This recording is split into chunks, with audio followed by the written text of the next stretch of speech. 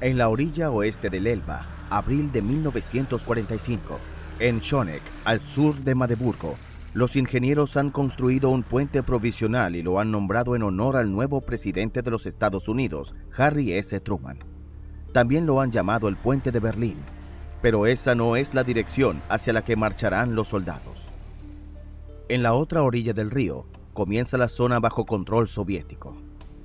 Las tropas de Stalin ya estaban inmersas en sangrientos combates calle por calle por la capital de Hitler. Así que el director de Hollywood, George Stevens, y su equipo de fotógrafos y cámaras tuvieron que olvidar toda idea de filmar en Berlín.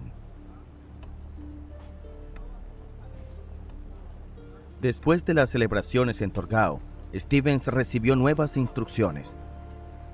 Debía dirigirse al sur, donde la división número 99 de infantería estaba a punto de liberar el campo de concentración en Dachau. Sería su experiencia más difícil en la guerra.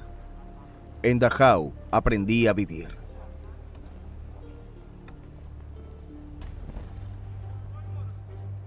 El final de la guerra en color.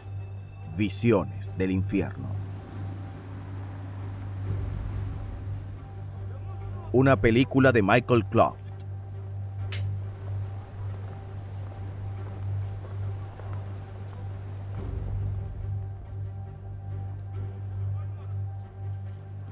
Desde el día D, George Stevens había acompañado a las tropas estadounidenses a través de Europa.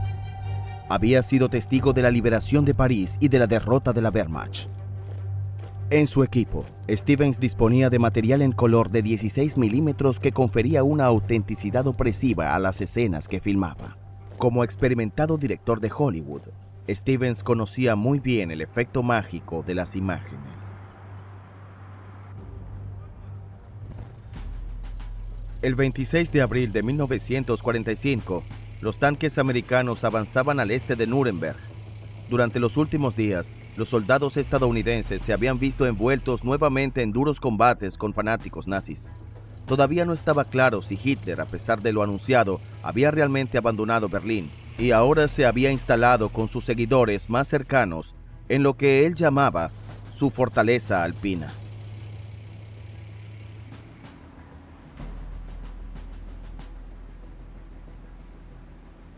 En ese momento, los equipos de cámaras del Special Film Project 186 estaban en acción en Nuremberg. También ellos utilizaban película en color de 16 milímetros. Su misión era documentar el éxito de las fuerzas aéreas estadounidenses en la lucha contra la Alemania nazi.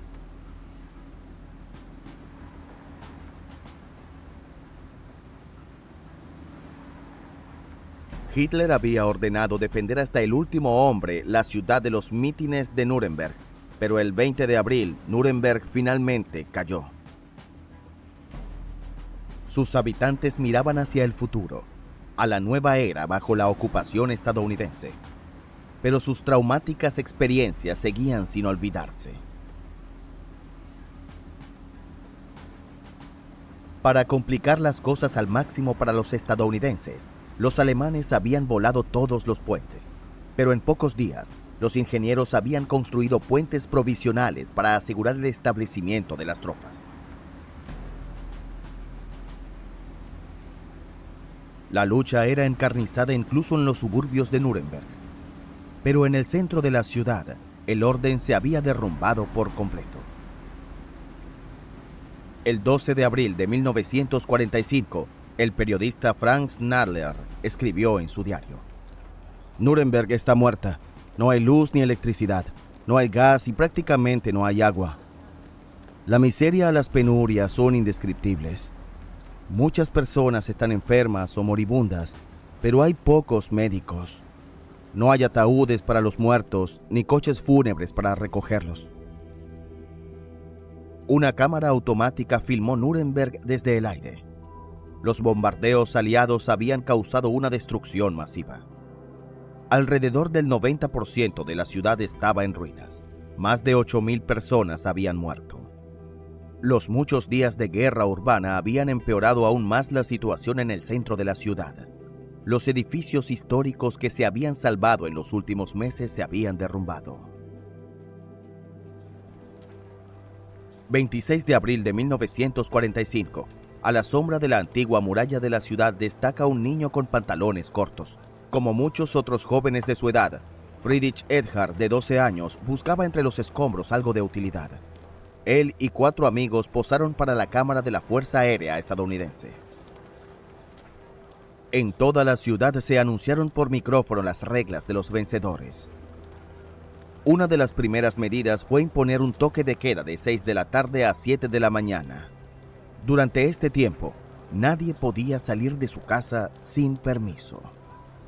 La policía militar recibió la orden de disparar a todo aquel que no tuviera permiso o intentara esconderse o escapar.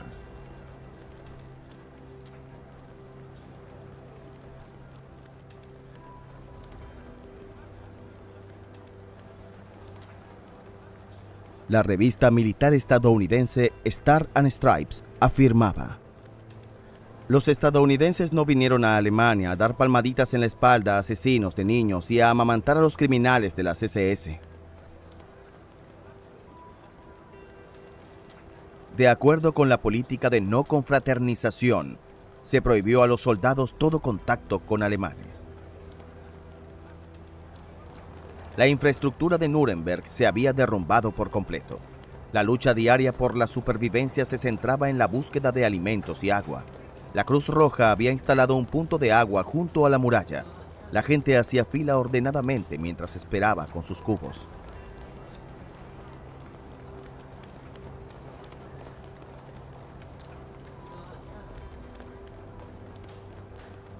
Diez días antes se había desatado el caos con saqueos sin sentido. Toda la zona, como escribió Fritz Neidler en su diario, se había convertido en una anarquía para los ciudadanos.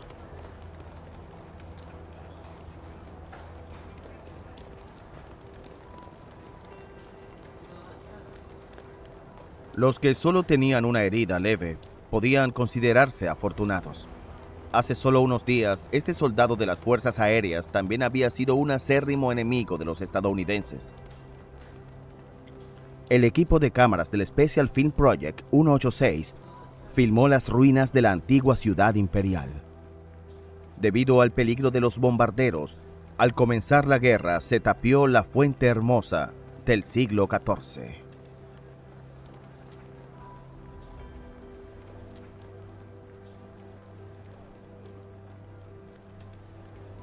El 20 de abril de 1945, los estadounidenses habían dado un ultimato a Gaudler, el jefe del distrito.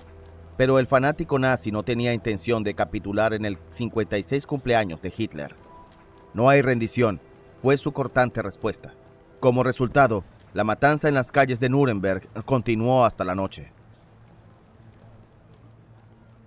Al final, el líder del distrito fue encontrado muerto. Durante los 5 días de guerra urbana en Nuremberg, murieron alrededor de 400 soldados y miembros de la milicia nacional. También perdieron la vida 371 civiles.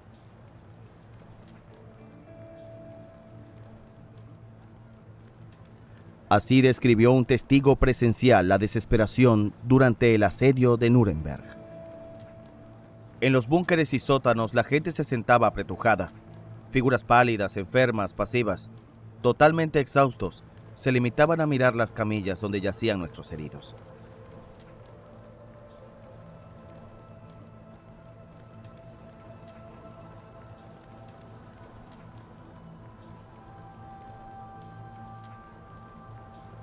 Ahora la gente miraba al futuro, con la idea de dejemos el pasado en paz. Pero los vencedores no olvidarán tan rápidamente el papel que Nuremberg había desempeñado para los nazis. El 21 de abril de 1945, el equipo de cámara de las Fuerzas Aéreas de Estados Unidos también filmó en el antiguo mitin nazi de Nuremberg.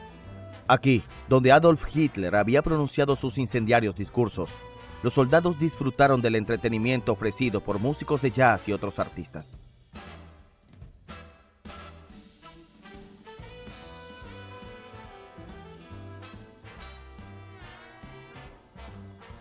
No pasaría mucho tiempo antes de que muchos alemanes también se contagiaran de esta sensación de estar vivos.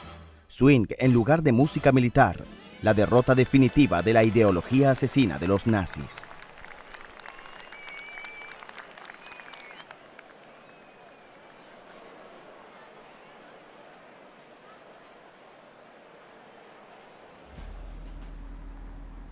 El 27 de abril de 1945, un equipo de cámaras del Special Film Project 186 acompañó a una unidad de reconocimiento en un viaje a Franconia.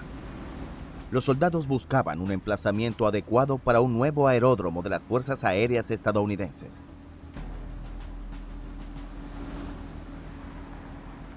Finalmente llegaron a un antiguo aeródromo de Luftwaffe que había sido destruido. Para que las imágenes fueran más impresionantes, los hombres habían vuelto a prender fuego a esta ruina. También quedaba poco de los hangares. Aquí se pensó que las llamas darían más dramatismo a la escena.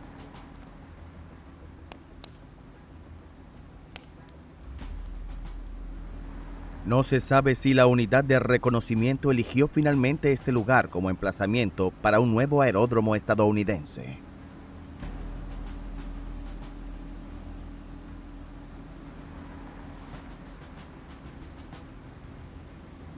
Incluso los pueblos de Franconia siguen mostrando huellas de las últimas hostilidades. Aquí se ha eliminado una barrera de tanques.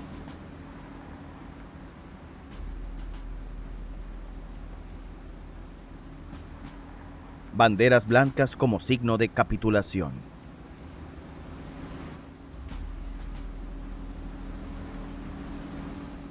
Aquí un soldado interroga a los alemanes que se han rendido. Apenas quedaban tropas de la Wehrmacht aptas para la acción, por lo que ancianos y niños debían defender sus aldeas. Un grupo variopinto desplegado como último recurso.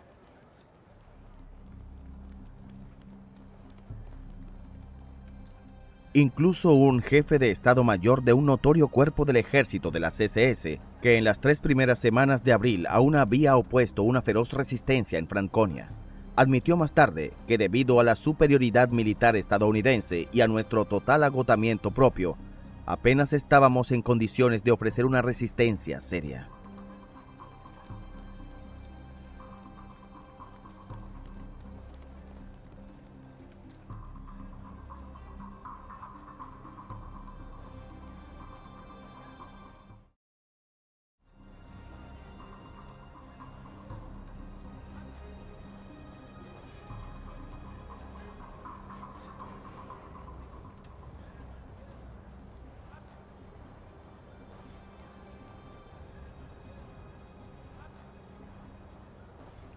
También aquí, los prisioneros de guerra alemanes son recluidos en campos provisionales sin techo.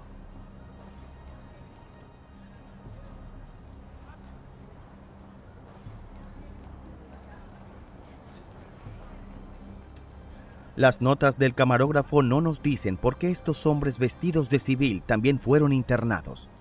Probablemente habían levantado sospechas o pertenecían al partido nazi. Los estadounidenses seguían temiendo la actividad partisana de unidades vestidas de paisano. Los hombres lobo, como se les conocía, que podían organizar ataques en las zonas ocupadas.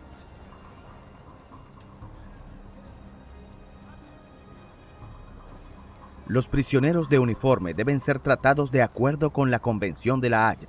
Una de sus estipulaciones era que se permitiera a los prisioneros de guerra escribir a sus familias. Pero en las semanas y meses que quedaban por delante, sería imposible para las autoridades militares estadounidenses entregar cartas en una Alemania totalmente devastada. Así que durante mucho tiempo, esposas, padres y hermanos no tuvieron ni idea de si sus maridos, padres, hijos o hermanos habían sobrevivido a la guerra.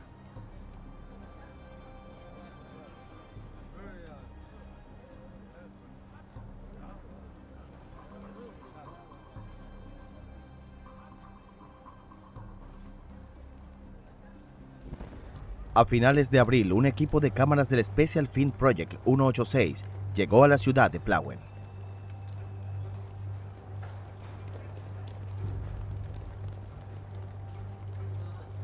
Plauen había sido un bastión nacionalsocialista incluso desde el principio. Aquí se fundó el precursor del movimiento de las juventudes hitlerianas, la organización que impregnó sistemáticamente a la joven generación alemana de odio y militarismo fanático. Toda una generación estuvo expuesta a la ideología lunática de los nazis, en casa, en la escuela y en organizaciones juveniles. Años de lavado de cerebro que no se pudieron borrar de un día para otro. A finales de febrero de 1945, Plauen era uno de los principales objetivos de los bombarderos británicos y estadounidenses. Cuando el equipo de la Fuerza Aérea de Estados Unidos filmó en Plauen, un 80% del centro de la ciudad estaba en ruinas. Más de 2.300 personas habían muerto en los bombardeos. Los supervivientes empezaron a reconstruir lentamente su ciudad. Todo lo que aún podía ser útil fue rescatado de los escombros.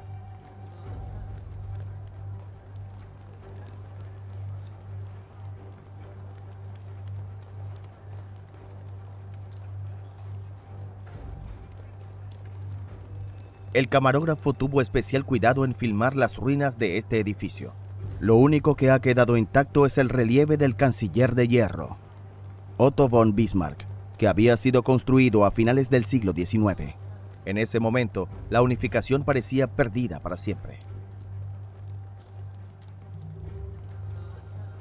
El camarógrafo también tomó las primeras imágenes en color de las mujeres escombro, como se les conocía.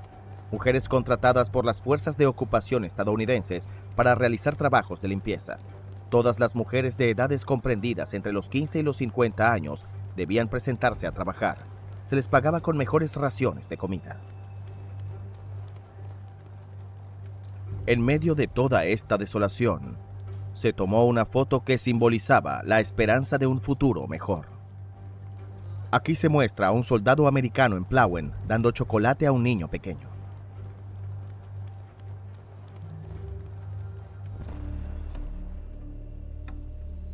En la primavera de 1945, Alemania estaba prácticamente indefensa ante los bombardeos británicos y estadounidenses. Incluso las baterías antiaéreas, que normalmente estaban situadas fuera de las ciudades, tenían poco impacto. A finales de abril, una cámara de las Fuerzas Aéreas de Estados Unidos filmó un emplazamiento antiaéreo en algún lugar de una parte de Alemania que ya estaba ocupada.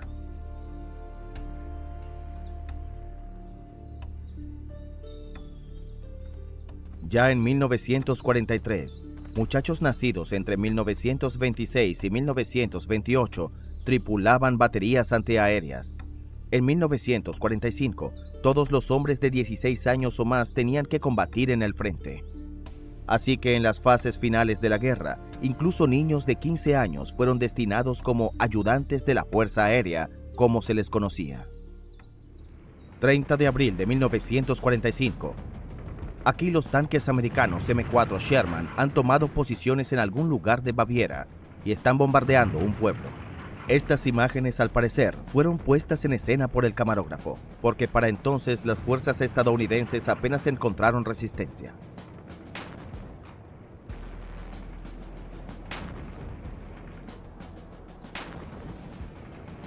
Lo más probable es que los edificios incendiados solo sirvieran como blancos de práctica.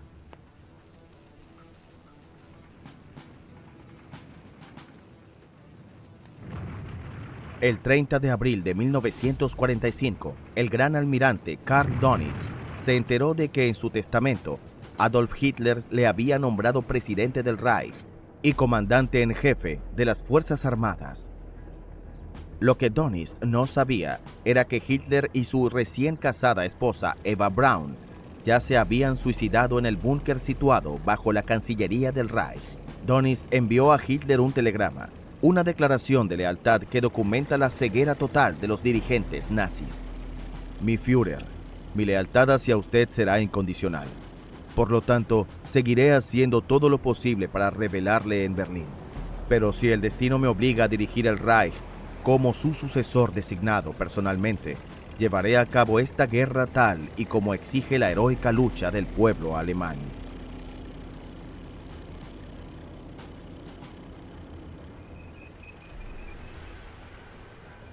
Los tanques estadounidenses solo podían avanzar lentamente en terreno difícil. Su objetivo era la llamada Fortaleza Alpina.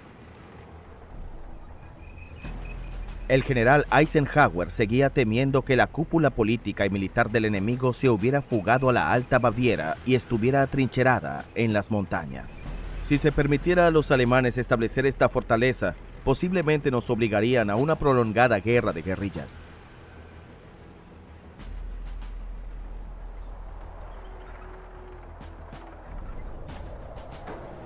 El 24 de abril de 1945, 6 días antes del suicidio de Hitler, el general estadounidense Omar Bradley había dado un sombrío informe sobre la situación. Dijo a una delegación parlamentaria en Washington que la guerra contra Alemania puede durar otro año.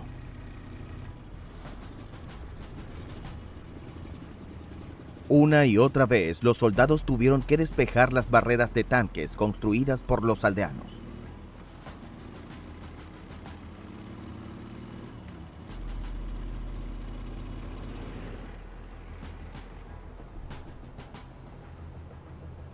El terreno no era adecuado para el uso de armas pesadas. Las estrechas carreteras de montaña y los puentes dificultaban el avance. Aquí, la superioridad numérica de los estadounidenses apenas jugó ningún papel.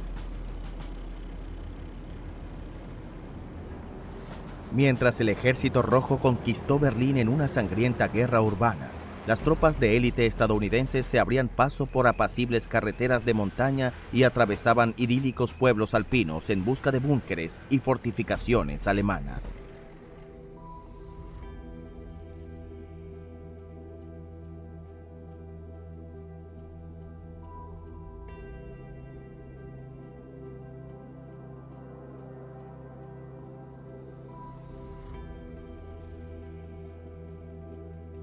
Un vuelo sobre el campo de concentración de Dachau, cerca de Múnich, creado en 1933, fue el primer campo de concentración en suelo alemán. Aquí durante 12 largos años, los reclusos fueron atormentados, torturados y asesinados. El 30 de abril de 1945, George Stevens y su equipo entraron en el campo. Encontraron un tren lleno de cadáveres, víctimas de las marchas de la muerte, como se las conocía, internos de campos de concentración que en sus odiseas por Alemania habían muerto de hambre, congelados o fusilados. En un informe escrito más tarde, Stevens señaló: era como vagar por la visión del infierno de Dante.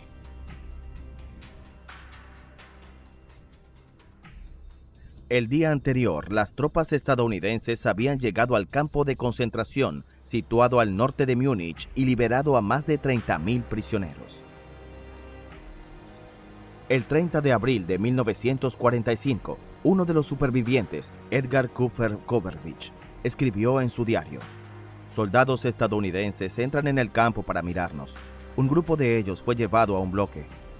En el lavabo yacían los cadáveres de 50 internos que habían muerto de hambre o agotamiento. Cuando uno de los oficiales vio los cuerpos, se le llenaron los ojos de lágrimas. Es extraño pensar que un hombre que había estado en combate y visto tantos cadáveres, un oficial, en plena guerra, llorara al ver nuestros muertos. Pero lo sé cómo son nuestros muertos. La visión es tan impactante que incluso las lágrimas de un guerrero son comprensibles.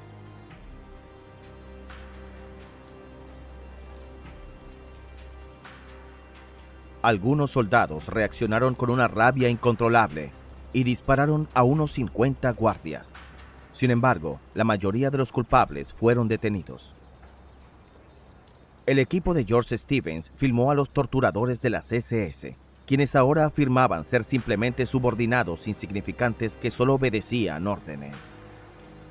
El miedo de los prisioneros está documentado en una entrada del diario del combatiente de la resistencia holandesa, Nico Rost. Un día antes de la liberación del campo, Rost escribió: 6:30 AM. Las SS han izado una bandera blanca. ¿Están los americanos tan cerca? Los SS que se han quedado ¿entregarán el campo sin luchar y nos matarán primero? Ni siquiera confío en la bandera blanca de las SS. ¿Por qué siguen amenazándonos con sus ametralladoras? No, las SS siempre serán las SS hasta que sean destruidas.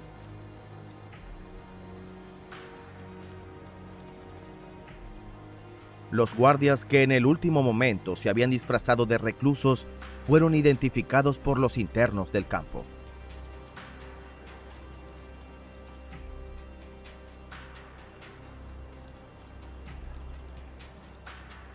También se podía identificar a un miembro de las SS por el tatuaje en el brazo que indicaba su grupo sanguíneo. Este hombre era realmente un preso, como lo demostraba el número tatuado en su antebrazo.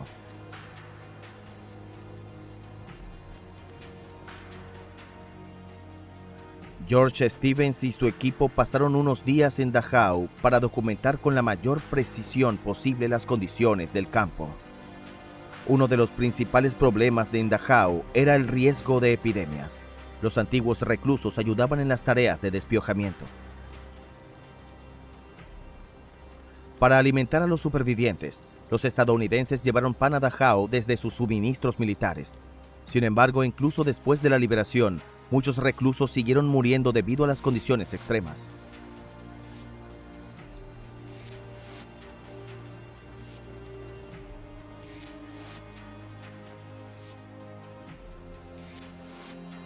La periodista estadounidense Martha Gellhorn se encontraba en Dachau cuando el 8 de mayo de 1945 un médico polaco le comunicó que Alemania se había rendido incondicionalmente. Yo estaba en Dachau cuando los ejércitos alemanes se rindieron incondicionalmente a los aliados. Estábamos sentados en aquella sala, en aquella maldita prisión del cementerio, y nadie tenía nada más que decir. Aún así, Dachau me pareció el lugar más adecuado de Europa para escuchar la noticia de la victoria, porque sin duda esta guerra se hizo para abolir Dachau y todos los demás lugares como Dachau y todo lo que Dachau representaba, y para abolirlo para siempre.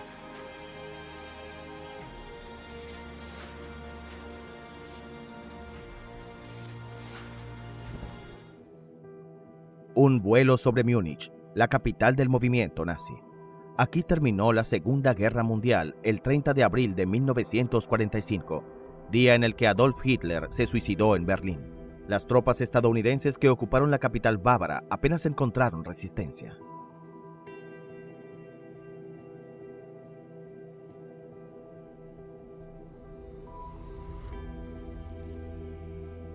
Múnich también había sufrido mucho debido a los bombardeos británicos y estadounidenses.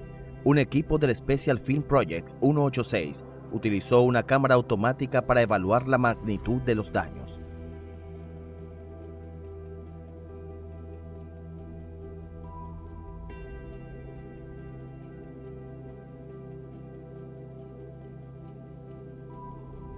Un camarógrafo de las Fuerzas Aéreas de Múnich se interesó no tanto por las condiciones de vida en la ciudad como por su pasado político.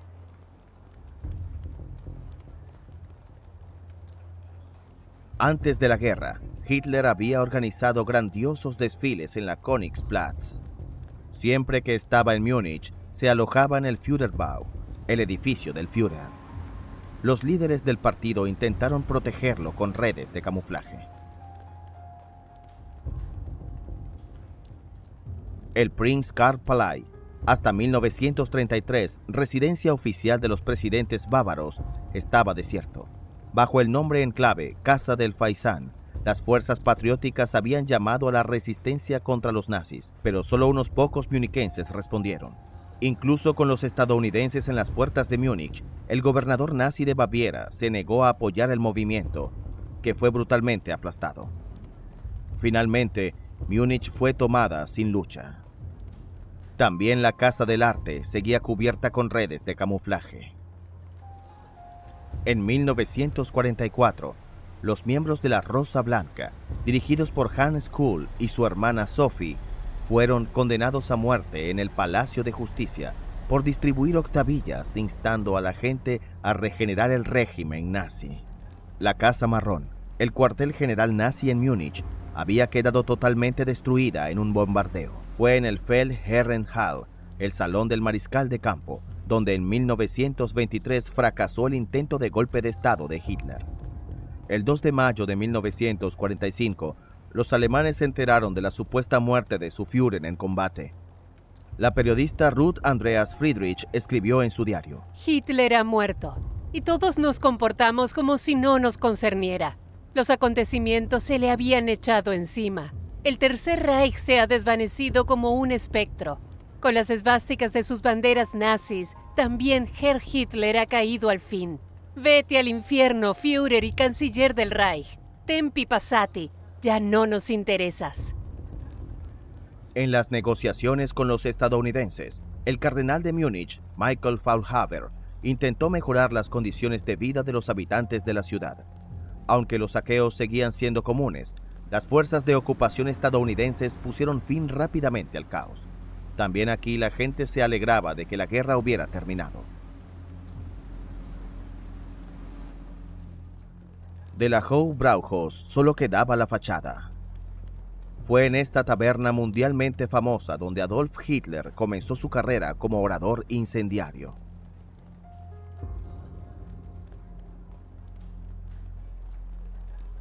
Soldados de guardia en el Burger Braukeller. En noviembre de 1923, Hitler proclamó aquí la Revolución Nacionalsocialista. Ahora, la histórica cervecería era utilizada por el ejército estadounidense como cantina. Mientras la cámara del Special Film Project 186 rodaba en Múnich, George Stevens también llegó a la ciudad. La Cruz Roja utiliza el Maximilianeum como hospital militar. En 1949, el Parlamento de Baviera, elegido democráticamente, se instaló ahí. El director de Hollywood y su equipo recargaron las pilas tras la tensión y el estrés de las últimas semanas. Las indescriptibles imágenes del horror de Dachau perseguían a George Stevens y este se alegraba por el cambio. Mientras la gente seguía muriendo en el campo de concentración al norte de Múnich, en la propia ciudad sus habitantes ya volvían a tomar el sol junto al río Isar. Stevens y su equipo también visitaron los lugares sagrados del régimen nazi, como la Casa Marrón, que ahora yace en ruinas, y la Königsplatz, con el templo del horror que albergaba los ostentosos sarcófagos de los asesinados en el intento de golpe de 1923.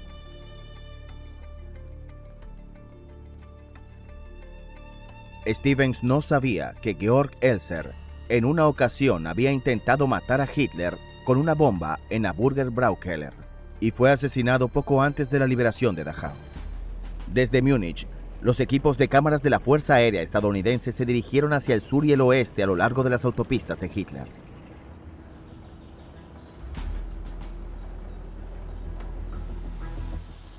Cerca de Augsburgo, un camarógrafo descubre unos aviones de aspecto extraño al borde de la autopista. Evidentemente, habían sido aparcados allí para evitar los bombardeos enemigos. Ahora los restos no eran más que chatarra. Pero como armas milagrosas, se esperaba que estos ME-262 cambiaran el curso de la guerra.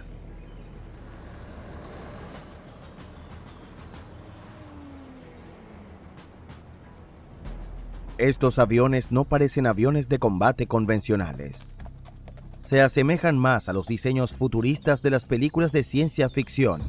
El ME-262 fue el primer caza a reacción y en su momento el avión más rápido del mundo.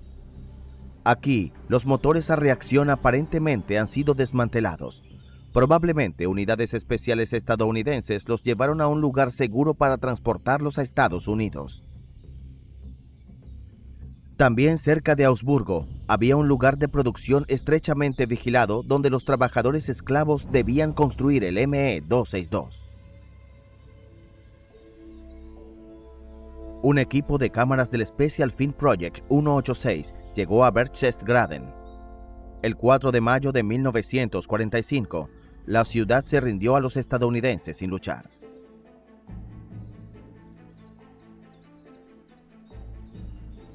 En un volante dirigido a sus ciudadanos, el jefe del distrito Theodor Jacob había expresado la esperanza de que nuestras mujeres y niños y nuestra amada patria se librarán así de graves desgracias. Sin embargo, los primeros días de la ocupación estadounidense estuvieron marcados por asaltos e incluso violaciones. Sin embargo, la administración militar estadounidense acabó controlando tales excesos.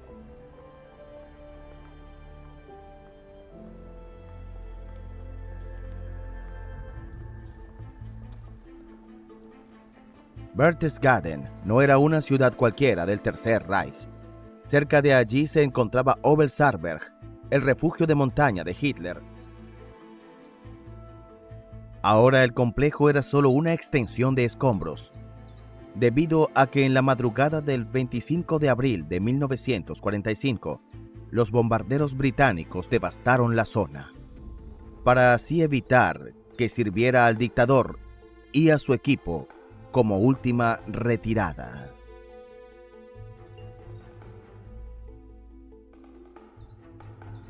Para entonces los estadounidenses ya habían reconocido que habían sido engañados por una mentira propagandística, como más tarde admitió abiertamente el general Bradley. La fortaleza alpina había adquirido una forma tan exagerada que me pregunto, ¿cómo pudimos ser tan estúpidos como para creérnosla?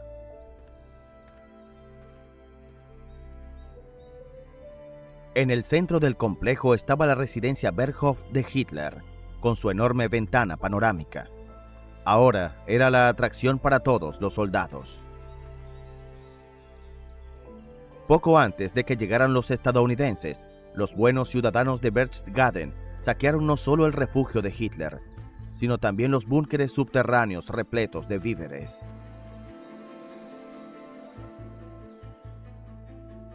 En 1939 se excavó una carretera en la ladera de la montaña especialmente para el Führer, con el fin de poder construir Kelsteinshaus en la cima.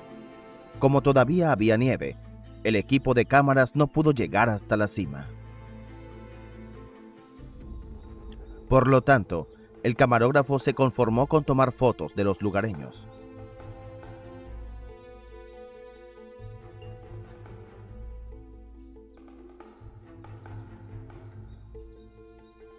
No solo Hitler disfrutó de una residencia en Obersalzberg.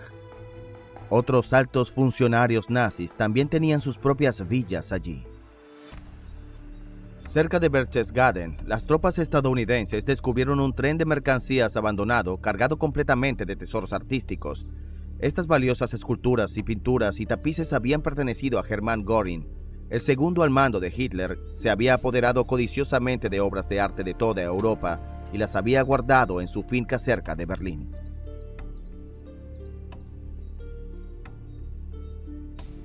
Ante el avance del Ejército Rojo, el mariscal del Reich, Göring, hizo embalar todo y transportarlo al sur. Sin embargo, ya no pudo hacerse cargo de su colección de arte, porque el 23 de abril de 1945, Hitler había despojado a Göring de sus despachos y lo había puesto bajo arresto. Las obras de arte robadas fueron incautadas por los estadounidenses y posteriormente devueltas a sus legítimos propietarios. El 5 de mayo de 1945, un equipo de cámaras del Special Film Project 186 llegó a Linz. Para entonces, la Wehrmacht también había capitulado allí.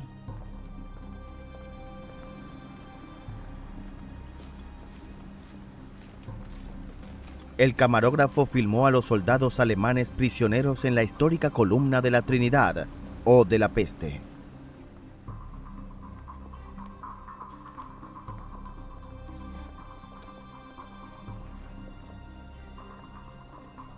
En Linz, el espectro del nazismo se había desvanecido como si nunca hubiera pasado. Sin embargo, los soldados alemanes y austríacos que durante 6 años habían seguido con entusiasmo a Hitler en su camino criminal, ahora sufrían las consecuencias.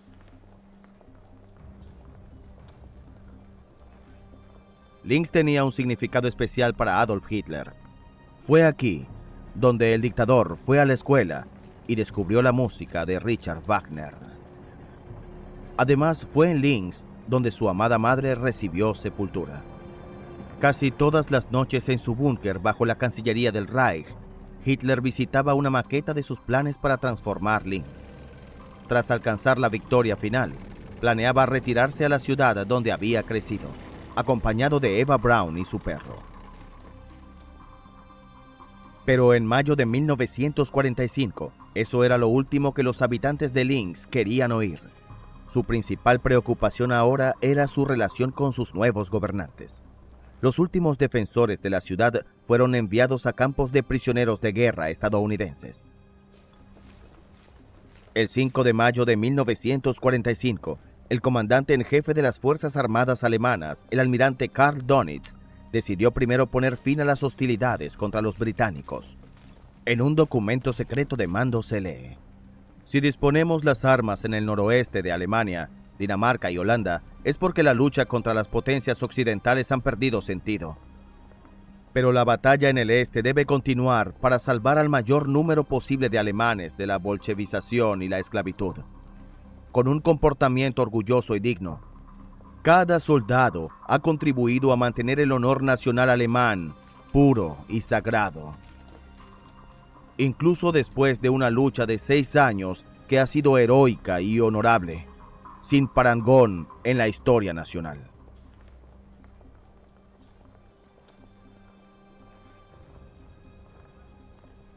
Naturalmente, no se mencionaron los innumerables crímenes cometidos por los soldados de la Wehrmacht o de los que fueron cómplices.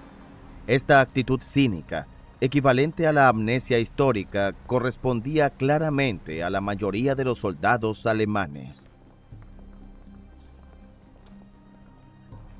El 5 de mayo, un soldado alemán que debía luchar contra el Ejército Rojo cerca de Görlitz escribió en su diario: en Occidente ya hay un alto al fuego.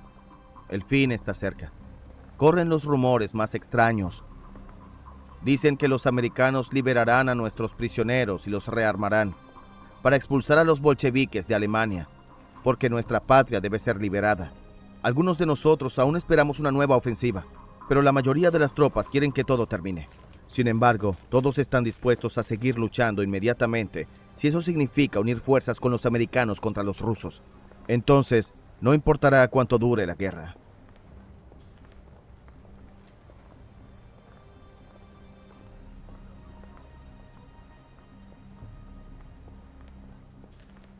En las afueras de Linz, los prisioneros de guerra alemanes se encontraron con unidades del ejército de Walsów. Desde el otoño de 1944, alrededor de 100.000 miembros del Ejército Ruso de Liberación habían luchado del lado de los nazis contra el Ejército Rojo bajo el mando del general Andriy Vlasov. El destino que les esperaba era mucho más sombrío que el de sus camaradas alemanes. Según los acuerdos aliados de Yalta, los rusos debían ser entregados a la Unión Soviética. Los que no fueron ejecutados fueron desterrados a Siberia durante al menos 6 años.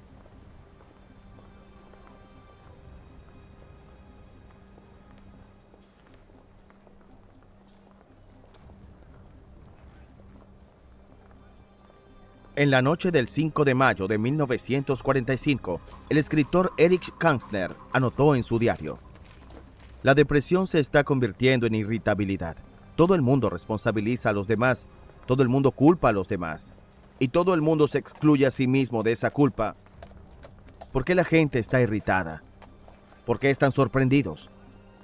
Pero ¿cómo podrían sorprenderse? ¿Realmente creyeron en el engaño? ¿Confundieron realmente la retórica escandalosa con la realidad? Nadie puede ser tan estúpido. Solo se puede fingir serlo. Ahora fingen estar sorprendidos. En otras palabras, prefieren que se les considere unos completos idiotas a unos sinvergüenzas.